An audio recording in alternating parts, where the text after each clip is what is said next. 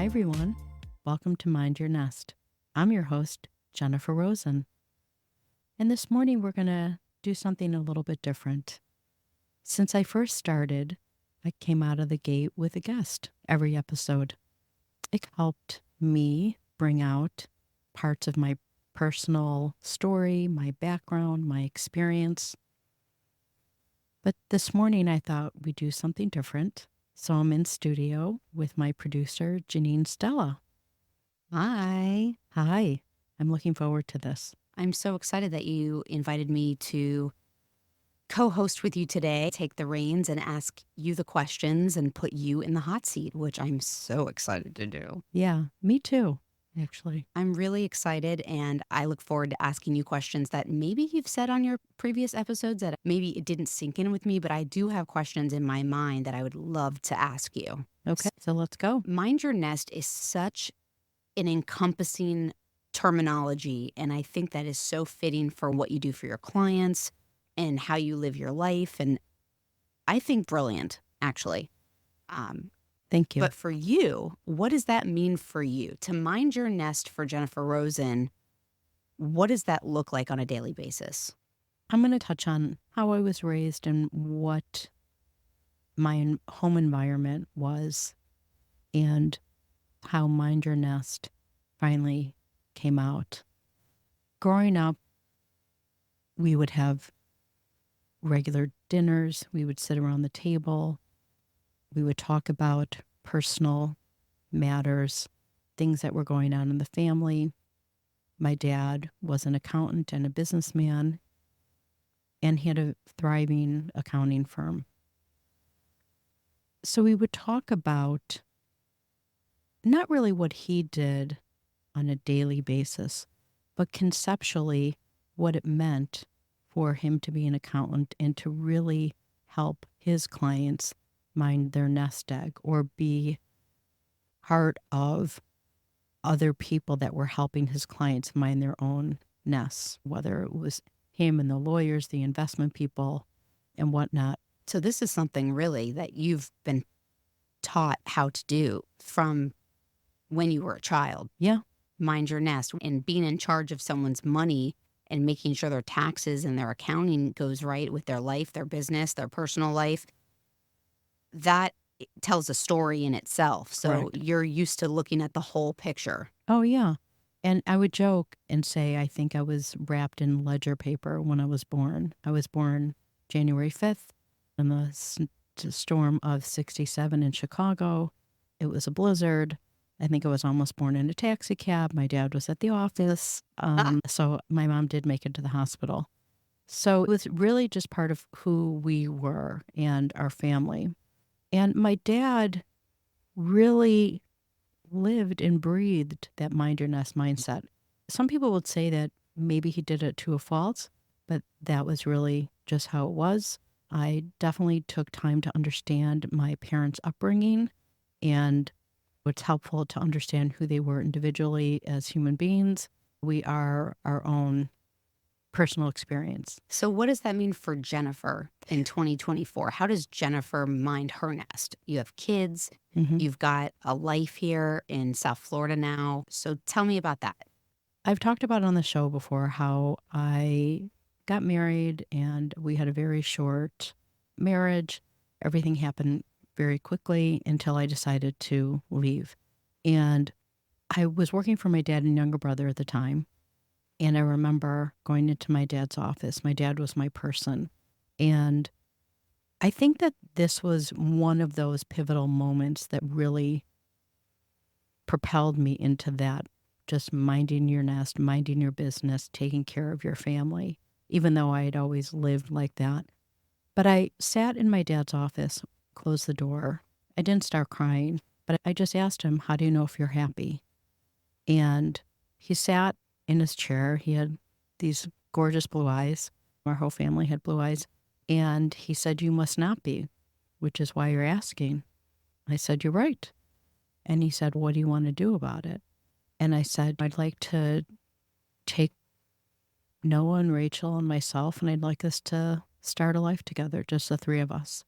And he said, "Okay." He said, "Are you afraid of anything?" And I said, no. I said, I'm very much like you, and I don't really care what other people have to say, and I'm ready. And he said, are you afraid of anything else? And I said, I'm a little concerned that Noah, Rachel, and I will be without heat and air conditioning. And he said, lucky for you, your brothers would never let their niece and nephew be without heat or air. You might have to live in the alley. So I chuckled, and he asked me if there was anything else, and I said no.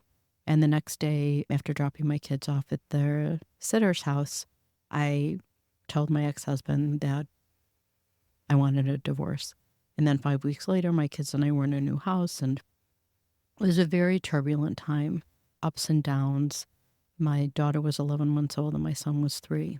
So fast forward to your question about what does Mind Your Nest mean for me now here.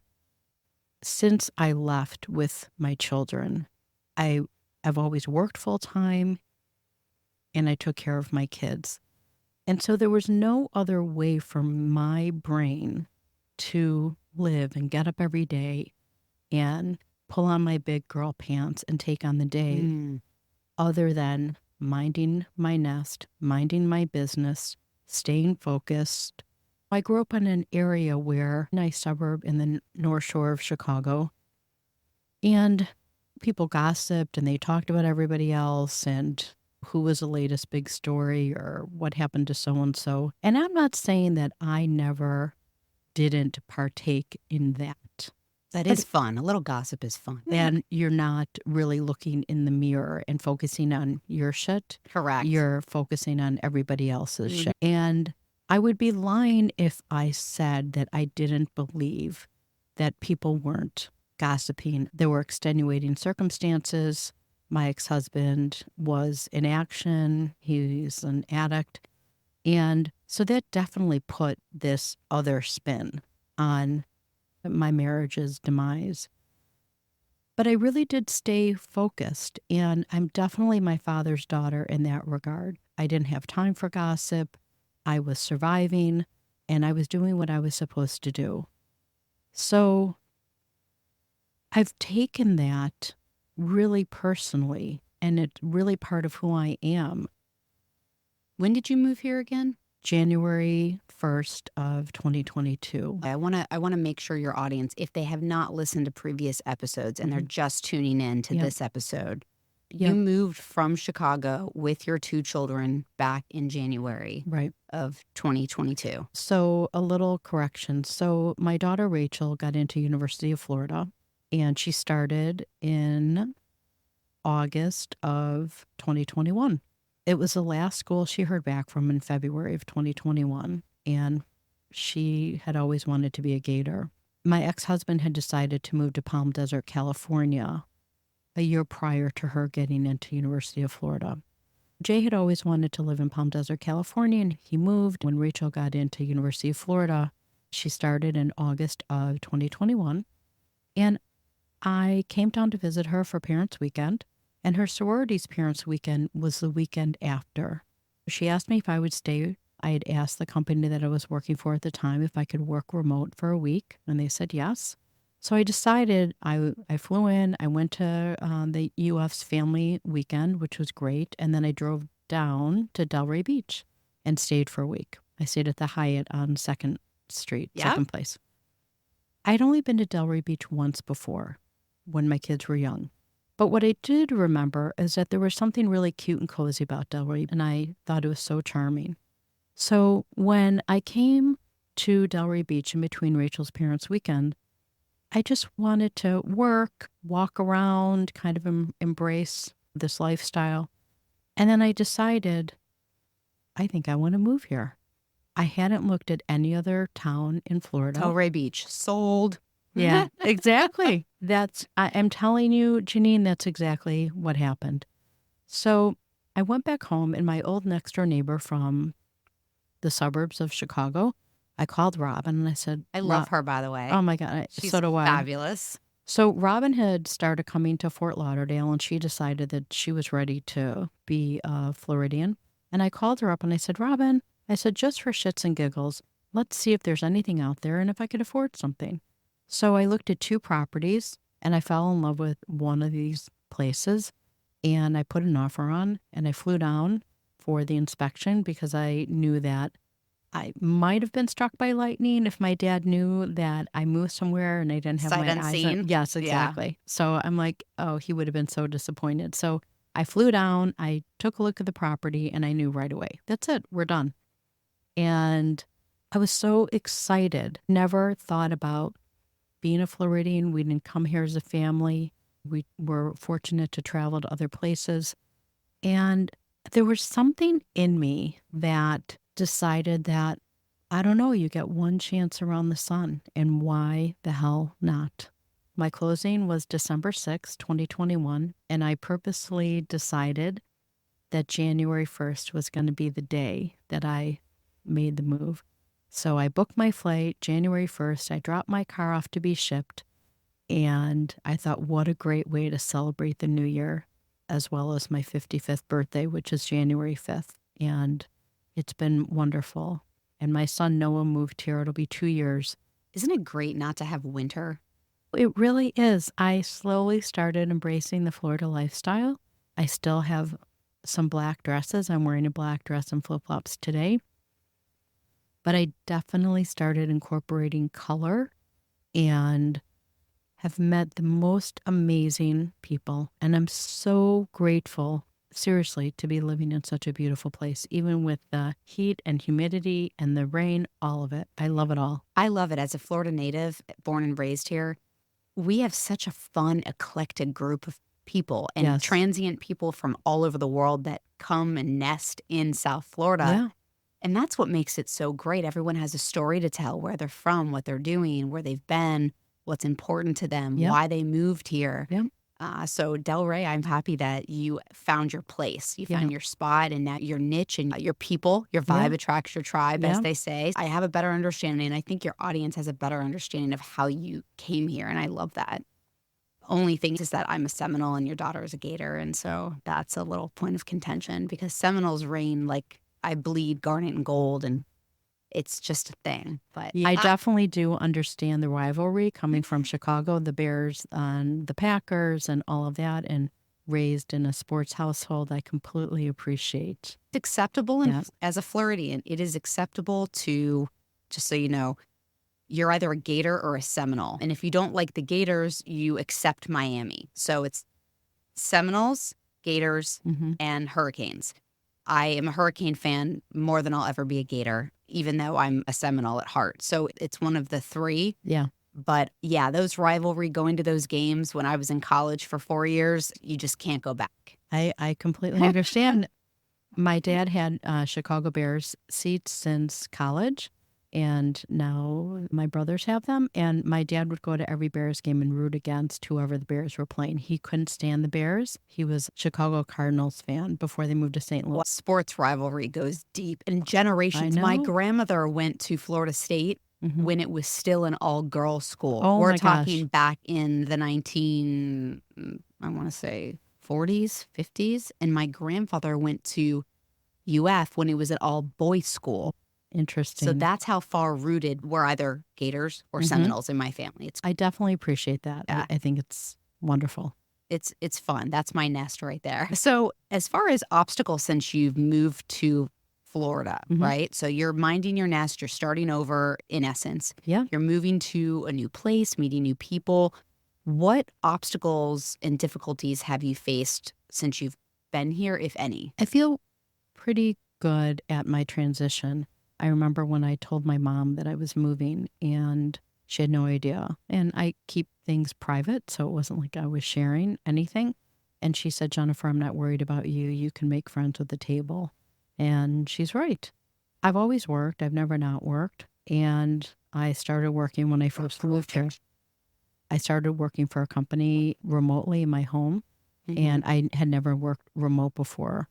It wasn't my favorite experience because I'm used to being with people and getting up and getting dressed and going to an office every day. Yeah. Mhm. So the first 3 months that I moved here, it was definitely transitional. I had boxes everywhere in my house. I was working remote, had really very little face-to-face interaction with other people because I was in front of a computer all day. I embraced it. I would go to the office for dinner. I would sit outside because I am a social person, even though there's the other side of me that I could be by myself all the time and be happy to. Sovereignty, Thank you. Yeah. and sovereignty is such a beautiful thing. I love my sovereign time, Yeah. so I understand what that means too. Yeah. To be social and then to be with yourself and just to have quiet time. I was friends with my friend Robin, who introduced me to her friend Renee. We would go out a bunch, but there was still that I felt like there was something that I needed to do to really get out there and meet other people. So, being in the state of Florida, there were some people back home in Chicago that said, "Oh, it makes sense that you're moving to Florida." So, I started going to some meetup groups to feed my socialization, which was great. And then I decided that the working from home wasn't the right fit for me. And I got a job and I was in an office and slowly started finding my way socially and getting engaged with my community, which I think is really important. And then towards the end of last year, something had happened in my family, and I decided it was time for me to leave the corporate world and start my own thing, which at that time wasn't scary. I just knew that after over 30 years of getting up and getting dressed and going into an office every day, I didn't have to plan my day. My day was planned for me, whatever my schedule was, 8 to 5, 9 to 6, 8 to 7, whatever the case may be. And my professional life was, in essence, feeding my personal life as well, because I was up, I was engaging with other people. So I knew pretty quickly that I needed to figure out how to make my day. So I decided to join the Delray Beach Chamber of Commerce. Yeah. And I started getting up and getting dressed and going to networking events and meeting other people. So back to your original questions, I didn't really feel like there were challenges for me, or I felt down or frustrated or depressed about maybe things not happening as quickly as I wanted them to. I felt pretty good about it. I'd never uprooted my life, and I just embraced what that meant and went with the flow and trusted So my brave, yeah, Jennifer. That's and so awesome. and trusted my instincts and believed in myself, which I always have, and knew that I would find my way, whatever the case may be. Whether I wasn't able to find a professional opportunity, I would go scoop ice cream. I'd go somewhere to make it happen for myself. I I think it's worked out well. I feel really good about my life so far being here. That's so brave. Yeah. And I think what you mentioned about community is extremely important because Delray is a very close-knit community, and you find your people, you find your clique and your crew, Yeah. and I love that. Even though I lived and was born and raised 3 towns over from here north, I never really got as involved as I am in Delray, and I've only lived here for, I wanna say 4 or 5 years. So, where I lived and grew up my entire life, being 20 minutes from here, I have a completely different life now. Delray is a nucleus, and it's such a hub of East Coast, Florida lifestyle, fun, boutique, niche-y, just eclectic life. I think it'll be exciting to take you all over Florida. I don't know if you've adventured all I over yet. haven't, and I want to. Instead of talking about doing it, I just have to do it. The Keys should be on your list. Oh, I've been to Marathon. Went Okay. there with my girlfriends. Wonderful. The most extraordinary sunset I've ever seen Oh, in my yeah. life. Really was. It was you, the sun, the Gulf, and then the Atlantic, and it was stunning. I'm in such a beautiful part of the country, and there's so many beautiful places in Florida that I do need to make the effort to get in my car and just drive. It's fun. Fort Myers, Naples, that's white sand beaches over there. It's totally different. I want to drive over Alligator Alley. Oh, yeah, that's a fun drive. Yeah, there's a lot of fun little niche places here. So that's fun. That's on the bucket list for sure. Yep. So as far as mind your nest in your business, I think from previous episodes, people can understand what it is that you do with your company. Moving to South Florida, it is such a great business to actually have because so many people move, retire here, Yep. are widowed or a widower here, and they're finding life by themselves for the first time Yep. and trying to navigate that with no help. Maybe their kids live in Chicago and they've retired here. So I think your business itself is important, and so many people need to know about what it is that you do. Hmm. How has your business grown since launching Mind Your Nest? So I mentioned previously that when I decided to leave the corporate world and start Mind Your Nest, it was during a very devastating time for our family. And while I took the initial steps of leaving a company and starting Mind Your Nest, as well as joining the chamber, it wasn't until the end of January, early February, that I started putting real focus and attention on minding your nest. I've been fortunate to have been introduced to other people that are in the senior lifestyle industry and community, and there are other networking groups that I've participated in. People that are in it every day, whether they're a geriatric care manager, whether they work for a skilled nursing facility or a senior lifestyle community. And I wouldn't say that it's taken a lot of time. I remind myself that my dad didn't wake up one day and have a successful accounting firm, that it takes work and grit and not just networking, but really making meaningful connections and relationships. I'm a relationship person, even though I haven't been in one in a long time. In any event, I don't believe in just networking to network and meeting people. I believe and have had my personal relationships that I've had for many years. I'm the same person personally as I am professionally, and do know that those relationships take time to build and grow, as well as having some level of trust and respect and having a reciprocal relationship where you each want to help each other out, especially being a daily money manager, which is what they call what I do. When you're wanting to do business with people on a personal level and help them with their day to day money matters, you can't just jump right in. It's not a hard sell, it's a soft sell. It's building that trust and that confidence and truly making a connection with another human being at a deeper level other than, hi, I'm Jennifer Rosen. My company is Mind Your Nest. I would say that I've done a pretty good job, and I'm really grateful for the people that I've met and the referrals, as well as the people that have said, yes, I think you can help me, which has been wonderful because I'm not coming at it from a fake or artificial direction. I just really have a knack for connecting with people. What do you do for fun, Jennifer?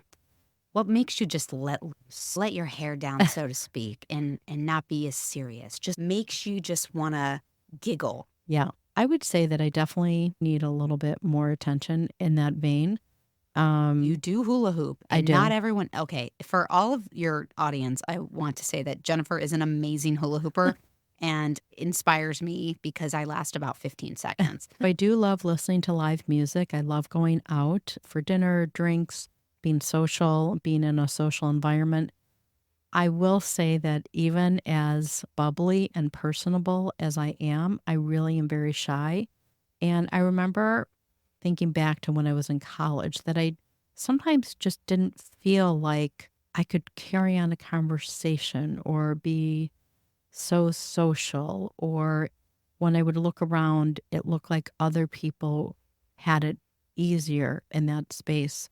So maybe that obviously has something to do with me and how I feel about myself. I've definitely gotten better at that, but it does definitely take time I think to. there's nothing wrong with that. I think you are perfect the way you are, and I Thank am you. very similar to you in that respect.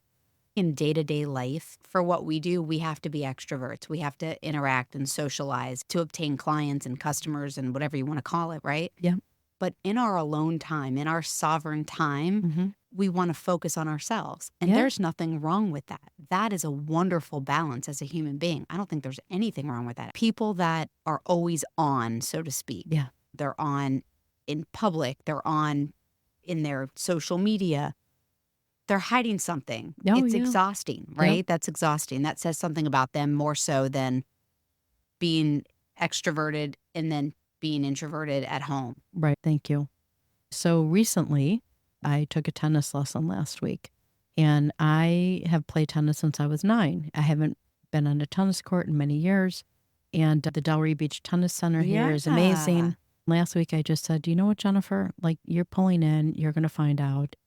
And I went and I took a lesson, and it was great. And Mark, the tennis pro, was like, you do know how to play tennis. I'm like, yeah, I guess I do. I do need to keep that going and incorporate that into my life. Unfortunately, I've never been a huge exercise person, even though I've played tennis since I was young. I used to play every week. That's a lot of exercise. Oh, I know. It was intense. And I loved it. I absolutely loved tennis. So I have to make sure that I stay focused on that. The other thing that I started doing is my girlfriend recommended an author. I wanted to get back into reading and felt stuck the past couple of years for whatever reason. So she talked to me about this author, Colleen Hoover. I went to the Delray Beach Library. I got my library card soon after I moved here and didn't know about the large print section at the library, which is now my favorite. And Ooh. I took out, let's see, I think I have 6 of her books at home. I read 3 books in 3 days within the past week. And I'm so glad that I have started getting back into reading. What So type of genre is it? romance, like Ooh. light and airy, fluffy, bubblegums and rainbows kind of thing. I do think that the past couple of years with all the insanity going on in the world, that it has definitely helped me a little bit. When I'm at home Netflixing or watching a show, I definitely want something like kind of sex, drugs, rock and roll. I do enjoy and love watching a good documentary and getting an understanding about certain issues. My dad was very much the extrovert and introvert. And some people would call him like an isolationist or a loner or whatever. And I'm really very much like him. And when you were talking about needing your sovereignty, I do believe that, at least for me personally, that I feel that need, that pull, that I've been running and going and doing and meeting people and talking and sharing, which is all wonderful. It's fantastic. I believe it's all part of a life well lived, making your life whatever you want it to be. I also believe that people help make your life beautiful and better and bring tremendous joy to your life, I as well agree. as you giving joy to other people. For the majority of my life, I felt that in my soul, in my heart. I do believe it's also caused me tremendous pain when that goes away. I think you have to fill your cup, though, to fill anyone else's cup. That's right. And I think people assume because I'm in the industry that I'm in, that I'm always like out and about and I'm always doing things. Yeah. And when I'm home, I put on my fleece pajama pants. I walk into my apartment, I canoodle with my animals, and I zone out. Either I'm working alone or I'm watching Netflix and I'm zoned out, but I have me time. Yeah. It's so important that people have that balance. Mm-hmm. And it's not being selfish, it's taking time for you. And if the most successful and happy people in the world do that, Mm-hmm. people that never take that time out for themselves are so unhappy because they're always giving to others. Yeah. Oh, I agree. And I am one of those people, being a single mom. I mean, my kids are 21 and 23 now. I always needed to access that time spent by myself without the phone, doing whatever or doing nothing, laying on the couch, laying in bed, whatever the case may be. For me, it really is necessary. This has been such a great, candid conversation. Me And too. it's so important that now that you're nesting here in Delray, if you're listening, we are looking for an eligible bachelor for Miss Jennifer Rosen. And he has to pass all the tests. Which there He are has to very be few. screened and interviewed here in our Pixelworks podcast studio here. Yep. If you are someone in need of Jennifer's services, please reach out to her. It is terrifying to go through things alone when you don't know how to do it and you just need someone to help you and not judge you. I remember several times when I was working for my dad and younger brother, and even growing up, there were clients that were so overwhelmed, whether they were new widows or widowers, whether they were going through a divorce, and they would come in with either bags or boxes of papers, receipts, everything. And while accounting firms typically don't offer that kind of service because it is cost prohibitive, my dad had very long established clients that he would do both their individual, their business, their trust returns, whatever. So it was more of an add-on service that they would do. Just having an understanding when these transitions happen, because we all meet the same end at some point in our life. And for those people that never really were involved in the day-to-day, some would say minutia of their money matters, when all of a sudden something happens and then you have to be really knee-deep in all the papers, it can be overwhelming. And I'm old school, so I do appreciate a good box of receipts or papers or bills or whatever. I've been there for myself, obviously, being on my own for so many years. I think that my experience, not only professionally but personally, helps me really meet somebody where they are, because I do understand. I'm there to help in whatever capacity. I am proud and inspired to be your producer here at Stella Mix, and I'm so glad that you started this podcast and that we're learning more about you and your life and your transition and what's important to you, and with better understanding through your voice, through your podcast. People want to work with you. People find your voice soothing. They find you soulful. As you and I have talked about before, I'm definitely not a one-dimensional person. There are many different layers. We all have our own personal story, and there are definitely years of hurt and pain that I've dealt with and have gone through and made it to the other side, that I really am proud of myself. Not a give yourself a pat on the back kind of a girl. I just stay focused and look in the mirror every day, and that's really my own personal appreciation for myself and patience with myself to really take a breath when things are upside down, just figuring out the best way to move for myself, for my children, and for my family. I think that's a wrap. What about you? I think we're good to go. All right, everybody. This was just a little snapshot into Mind Your Nest. And Many exciting guests coming up. yeah, I got the lineup yesterday. that's right. I'm looking forward to it. And again, as Janine said, if you know anybody that could use my services, I would be truly grateful. My information will be in the show notes.